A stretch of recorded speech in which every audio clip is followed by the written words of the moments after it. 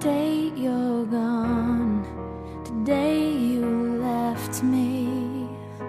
You left me for heaven. I'm on my knees, crying and begging. Please let me be dreaming. Please let me be dreaming. Young, beautiful girl, making her way up to the golden doors. Time will not erase all of the tears streaming down our faces for you. Riley Myers of Coweta, Oklahoma, 17, passed away April 14, 2016. She was born May 7, 1998 in Tulsa. Riley was an athlete. She played volleyball at Coweta High School. She enjoyed going on mission trips and hanging out with her friends.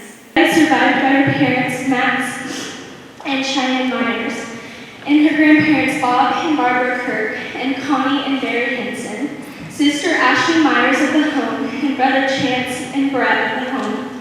Her future plans were to attend Northeastern State University and major in English education. She will be remembered as a loyal friend and an encourager. She always had a positive attitude and a kind heart that enjoyed serving others. Rest in peace, Riley. Okay, at this time I would like to introduce the student body to Carol Hicks. She is a member of the Victims Impact Panel, and she is going to share about a moment in her life that changed everything. I want to talk about Ashley a little bit. She's forever 23 years old, August 16, 2007.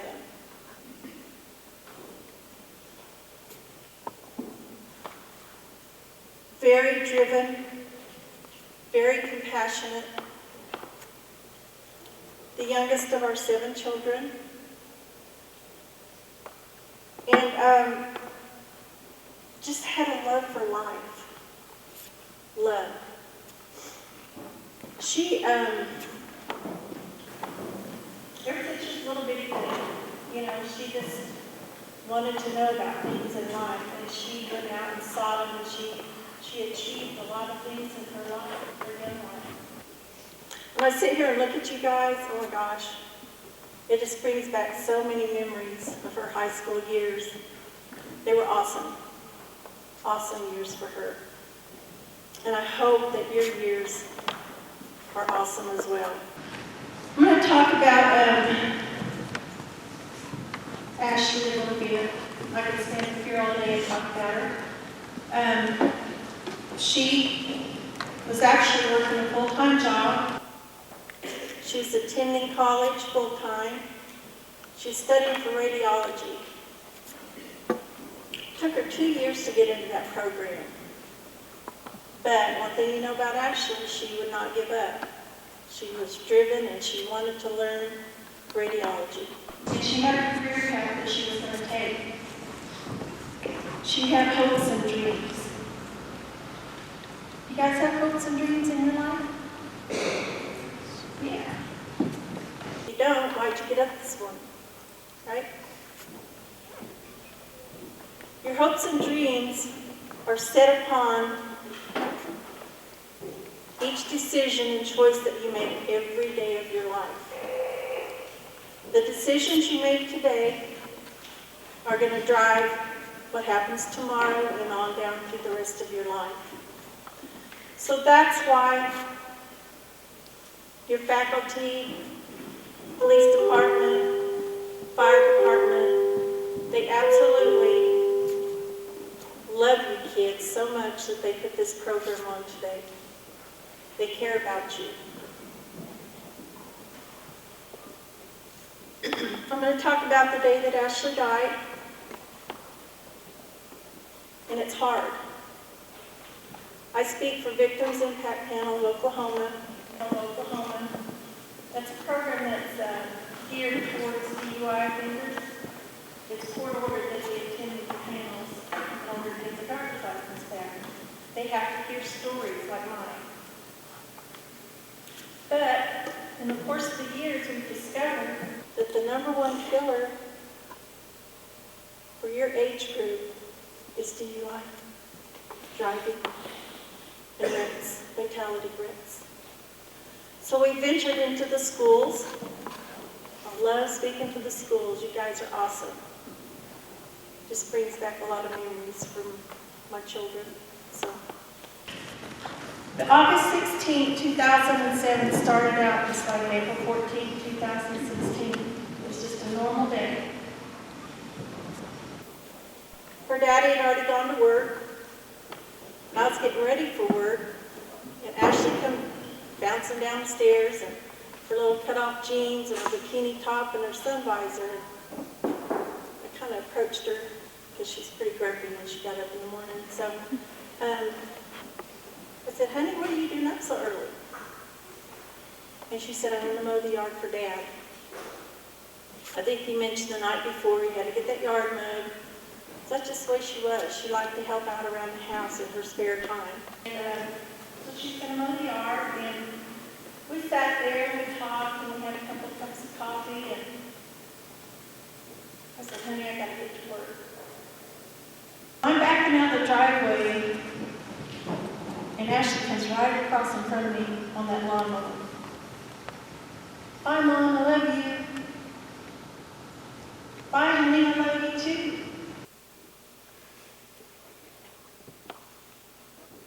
Those were the last words that Ashley and I spoke to each other.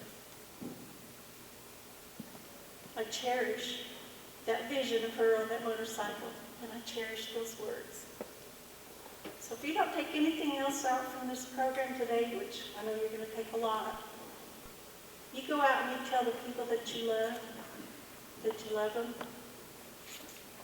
Tomorrow's not promised, guys. I know you hear that all the time, but I know that for a fact. So I go into work and I never speak to Ashley the rest of the day. She had lots of errands she had to get done that day.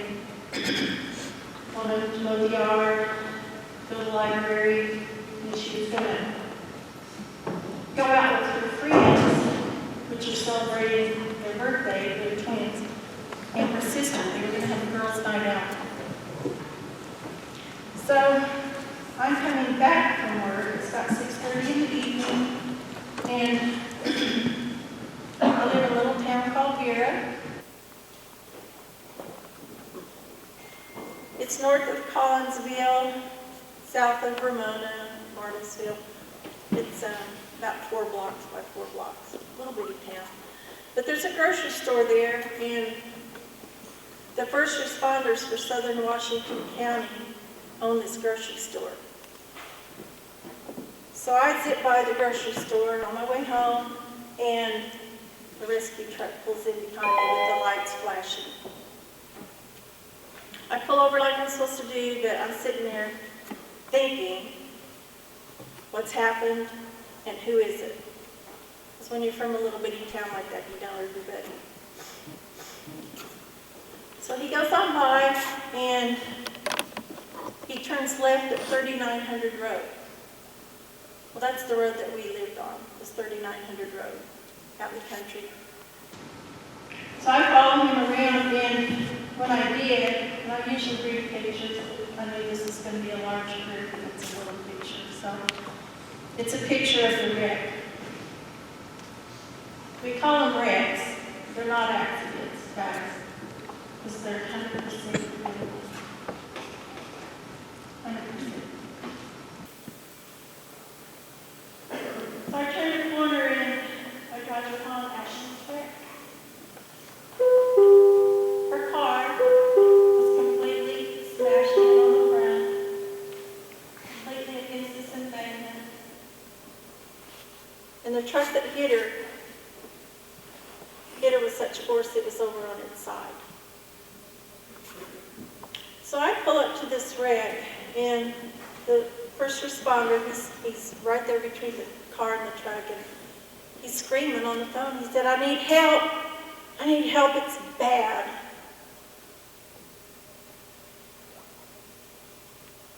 God put this bubble of protection around me at that moment in time. Because I didn't become hysterical. I didn't freak out. I start to get out of my car. My son-in-law, who had just left my house, come running down. He's actually one of the first people to arrive at the scene of the wreck. He said, "Don't go up there, Carol." I look up there and I said, "Is that Ashley's car?" Because it wasn't registering, guys. Trauma does freaky things to your mind. So I look up there, and he said, no, he said, "That's not Ashley's car. I think he was trying to protect me, plus he was in shock from what he had just saw." I look up there, and it says, "Wash me," in dirt, because we live on a dirt road. So I get on the phone, and I call my house. My daughter answers. Her very best friend answers the phone. I said, "Kendra, get down here. Ashley's been in a wreck." Within a minute, her and her daddy were at the scene of the wreck. They came from the other way. And her daddy reaches in the car and he brushes her hair from her face. And she moans. Ashley's still alive. That's the last image that her daddy has of his baby girl alive. And it haunts him to this day, 8.5 years later.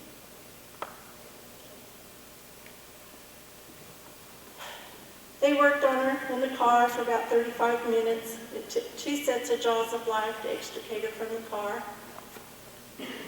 They moved her over to the ambulance, and they worked on her there for a while. And all this time, guys, I'm thinking, Ashley's going to be fine. We're going to get through this. If you could see the scenes of the wreck, you would know that she was not going to survive this wreck. So I kept very calm, and they worked on her there for a while. But Life Flight landed on our little country road.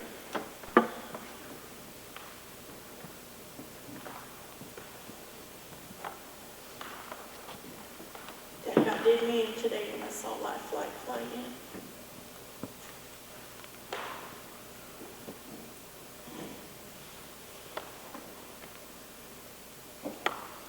They moved her from the ambulance over to the Life Flight.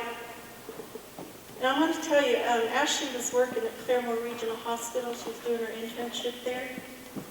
And she would come home and tell me stories, really neat stories, because she's proud of what she was doing, what she was achieving. And she had just told me a week before she died that a man from Miami was in a motorcycle wreck, and they were life flighting him from Miami to St. John's Hospital in Tulsa, and he died in flight. So they dropped him at Claremore Regional Hospital.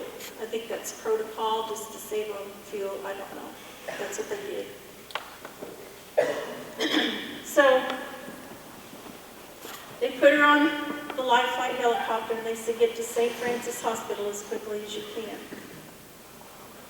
We broke every law in the book on Highway 75 to get to our little girl.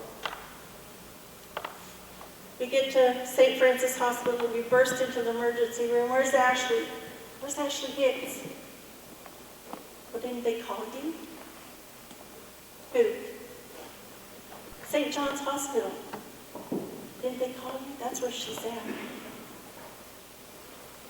Y'all know where the hospitals are in Tulsa. St. John's is Midtown and St. Francis is completely south. So my heart's starting to waver. We got to St. John's Hospital, burst in the emergency room. Where's Ashley? Where's Ashley Hicks? Well, the hospital representative took us into what they call a quiet room. I had no idea what that was. No idea. I do now. That's where they take you to tell you that your loved one has passed away.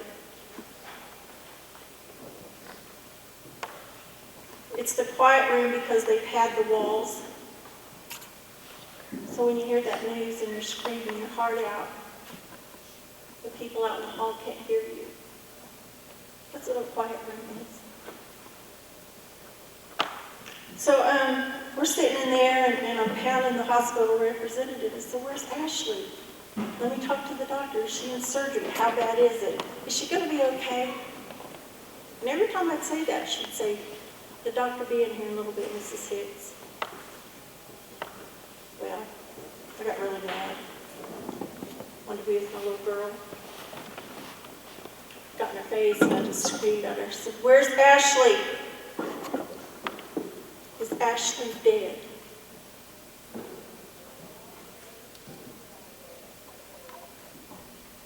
I had no idea where that word came from.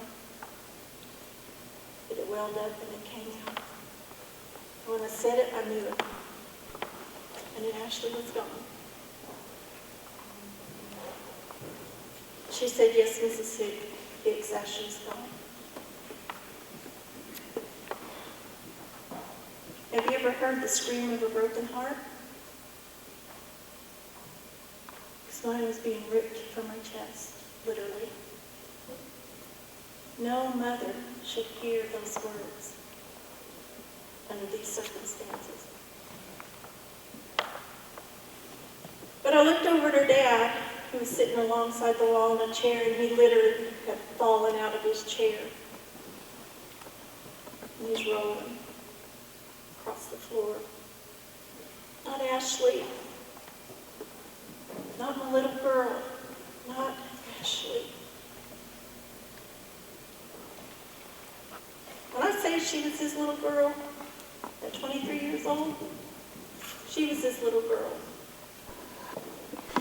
She learned everything there was to learn on the farm, under the hood of a truck, under a tractor, livestock, I don't know how many calves she helped deliver, kittens, dogs. Always bringing home stray anything. We had an animal menagerie at our house. That was his little girl. And it broke him that night. He's not recovered since.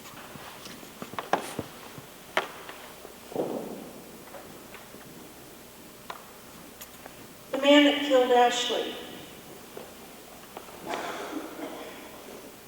I know you guys hear a lot about don't drink and drive. You've heard that all your life. I'm telling you guys, a drug is a drug is a drug. It doesn't matter if you drink it, you smoke it, you shoot it up, you snort it, or you ingest it. Once you've got that in your system, you lose all control and all judgment. That's exactly what happened to Ashley that night. The man that was driving the car didn't have a drop of alcohol in his system. He was addicted to pills, prescription and non-prescription medications. He had 5 different ones in his system. 3 of them were not prescription. The cab of his truck was full of pills and pill bottles. He was addicted.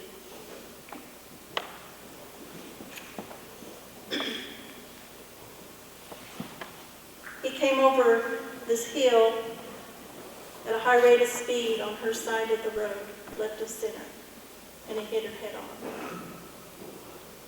With so much force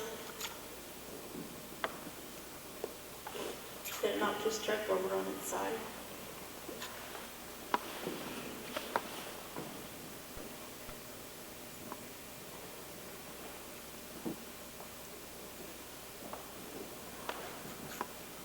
Ashley died in flight by herself without her mom. I was there when she took her first breath. I should have been there when she took her last. And I wasn't.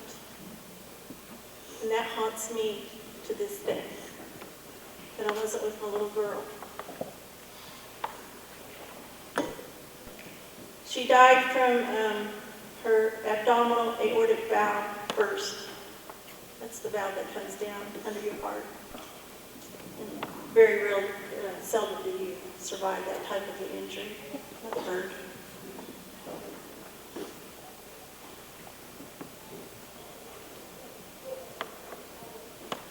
The funeral.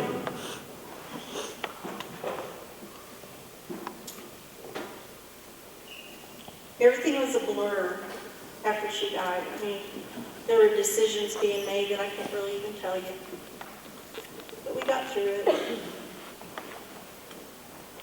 But it's 8 years later, 8.5 years later. It'll be 9 years in August. It doesn't get any easier. We live with this every day of our life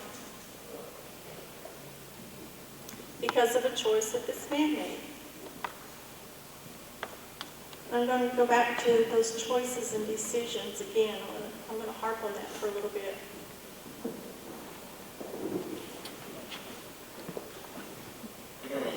My goodness. You guys have your hopes and dreams and your lives completely ahead of you. Ashley's was cut short. She had hopes and dreams like you wouldn't believe. She wanted to be married. She wanted to have children. And this career thing, I mean, I know it would have taken off big time. All that was taken away August 16, 2007 because of a choice that somebody made to drive under the influence. You guys are, prom, is that coming up? This Saturday? Awesome. Man, love the proms. I had 4 daughters, so yeah. Pretty dresses, makeup, hair, all that good stuff. Tuxedos for guys. Or do they still do that? Huh? I age myself here a little bit. Anyway, I don't know what your plans are. I raised 7 kids. I get it. I know what you're faced with. But if the choices are yours, guys. Make a plan. Get on those phones and make a, what's that called, ice in case of an emergency contact list. Get that in your phone. Talk to your parents. Let them know what you're doing. I guarantee you, no matter what you do, what decisions you make, they'd rather you call them than them stand up here and tell the story that I'm telling today. They love you.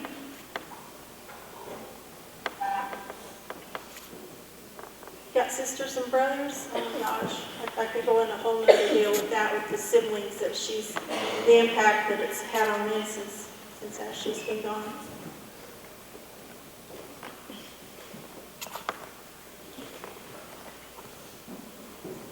I pray that you make good decisions in your life, starting this Saturday night.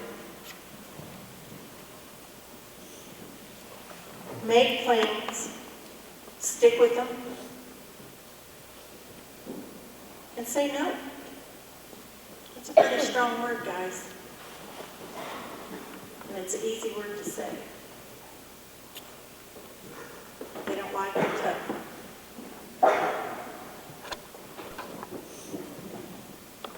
You guys have been awesome today. I just look out and see all your faces, and wow, brings back a lot of memories. I want you to thank your faculty, the police department, the fire department, anybody else that was involved with this, your volunteers, the students. They did an awesome job. Tell them thanks. They did it for you, and they care about you. So, good luck in life, and have fun the rest of your year. Take hold of it and don't let it go. Thank you.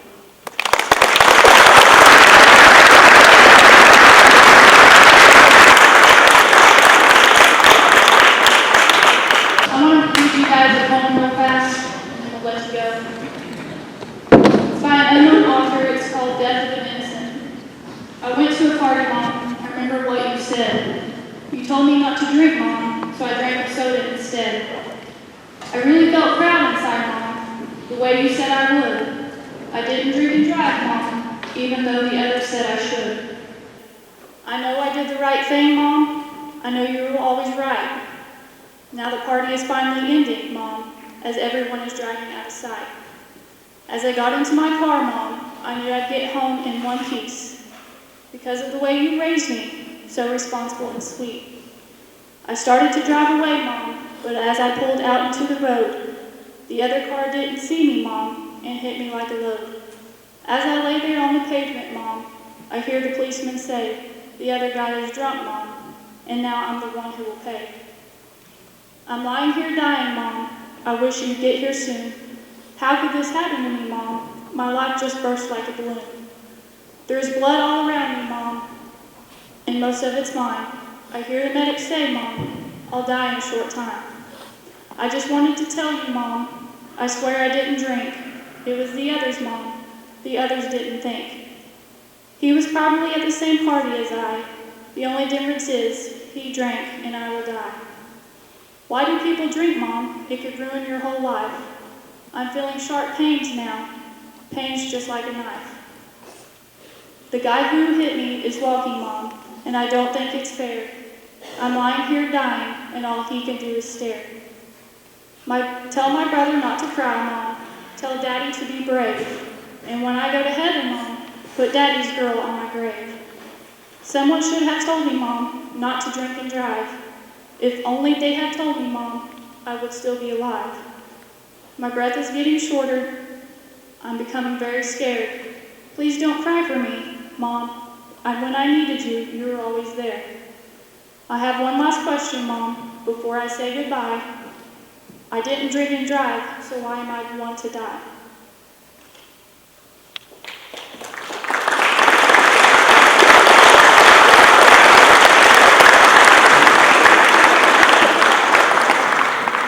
What you guys saw out there was a mock wreck, something we see every day as law enforcement, EMS, fire.